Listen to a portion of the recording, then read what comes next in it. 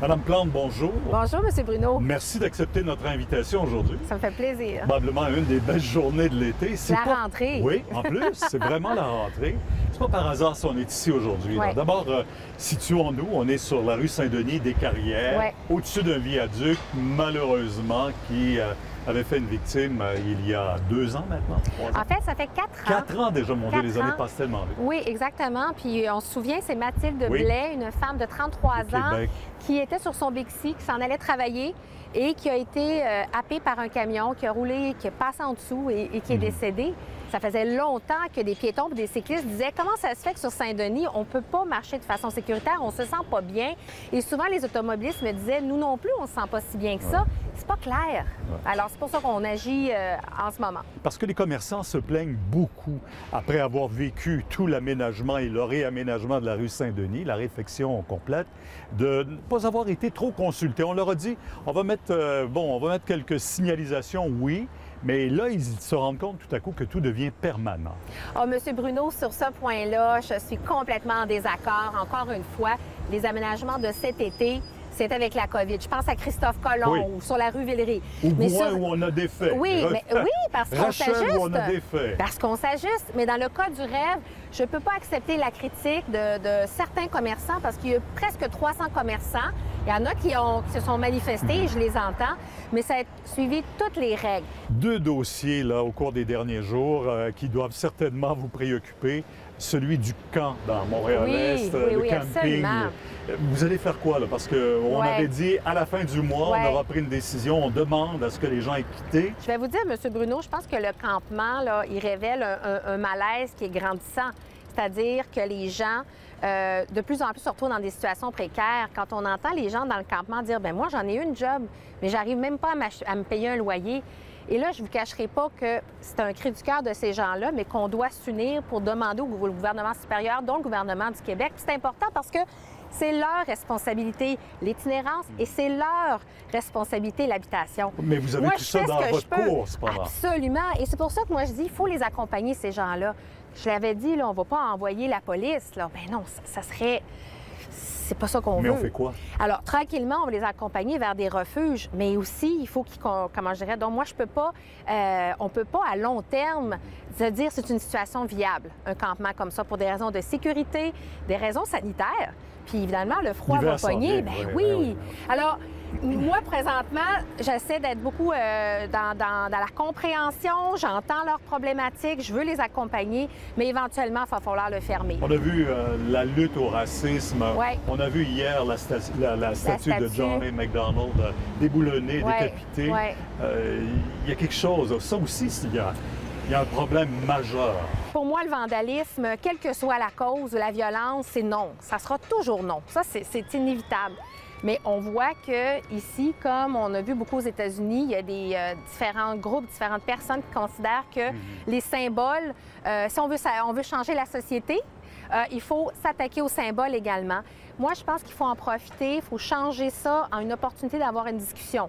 Est-ce qu'on va être capable, par les temps qui courent, d'avoir une discussion sensée? J'ai un petit peu des craintes, mais je pense que, en tout cas, c'est pas moi qui va décider toute seule dans mon bureau. OK, on va faire ça avec la statue. Ça, je peux vous le garantir. Moi, j'ai envie d'entendre ce que Mais les vous allez gens en ont à faire dire. quoi entre-temps? Pour l'instant, elle est entreposée parce qu'elle a même perdu sa tête. Elle était elle est maganée, là, la statue. Là. Mais on va vraiment réfléchir à qu'est-ce qu'on en fait. Il y a des villes, par exemple, qui ont décidé de remettre les statues, mais d'en mettre une explication avec pour expliquer le contexte. Oui, c'est ça. Dans certains cas, il y en a qui proposent de mettre une autre statue qui parle à cette statue-là. Alors, il y a plein d'options. Ah, bien, c'est bien. Ça laisse la place aux artistes. Oui, ça pourrait être intéressant. Exactement, oui, tout à ouvrir la fait. discussion avec les artistes. Vous risquez d'avoir plus de... C'est clair. Ben, il va y avoir aussi des divergences d'opinion, mais quand même. C'est sûr. J'espère juste que ça se fasse de façon respectueuse. Madame Plante, vous aviez pris l'engagement au cours de l'été d'aménager les espaces pour les piétons et pour les cyclistes Ouais. aussi. Quand vous avez parti le projet, vous avez dit « laissons la chance au coureur ». Ben oui. Bon, le coureur a eu sa chance. Vous avez eu, essai-erreur du côté Ouais. de Gouin, Rachel. Oui, il y a des choses qui n'ont pas fonctionné, puis pour moi, c'est important de de réajuster le tir le plus rapidement possible. C'était vraiment important. C'est ce qu'on appelle de l'urbanisme tactique. On essaye des choses, puis action-réaction, on bouge les choses. Comment Valérie Plante vit avec la critique? Comment je... Bien, dans la mesure où je sais qu'en étant une personnalité publique, ça vient avec. Mais c'est sûr que... ça a été loin, la critique, à l'endroit de la mairesse. Oui, oui. Bien, écoutez, je pense que... Je vais vous donner mon analyse de base, là, parce que je pense qu'il faut avoir du recul aussi pour pouvoir amener tous les détails, amener la réflexion plus loin. Mais ce que je peux vous dire, j'avais déjà dit dans une entrevue que ce qui était un peu difficile pour les femmes qui sont des personnalités publiques, c'est qu'on s'attend d'elles qu'elles soient parfaites. Contrairement à, par exemple, des hommes politiques, parce qu'on a eu plein de modèles qui, même s'il y avait des défauts, faisaient des choses qu'on aimait moins, mais ils avaient des défauts comme n'importe qui. Mais on n'a pas cette attente de perfection envers les hommes comme on l'a envers les femmes. Que les gens soient fâchés à cause de la piste cyclable, là, je m'y attendais parce que je suis en train de redéfinir l'espace qui, avant, était dévoué entièrement à l'automobile. Je suis en train de toucher à quelque chose qui fait partie de notre ADN. Pour certains gens, personnes, c'est comme si je leur enlevais un bras.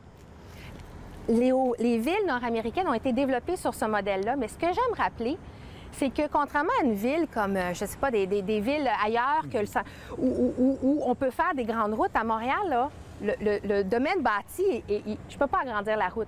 Puis j'ai de plus en plus de cyclistes, de piétons. Je veux garder les familles à Montréal. La cohabitation. Mais oui! Mais ce que je veux vous dire, pourquoi tantôt je vous ai parlé de la question du double standard? C'est parce que c'est fascinant de voir à quel point, dans certains cas, mettons, le fait que je parle de la place des voitures, ça va amener des réflexions et d'une violence envers moi que je ne pense pas.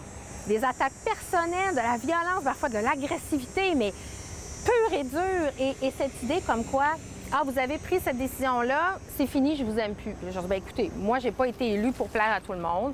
J'ai pas été élue, j'ai une vision claire. Je l'ai dit depuis le début, le rêve, là, je le rappelle, là, c'était dans ma plateforme électorale. Les gens, en votant pour moi, ils le savaient.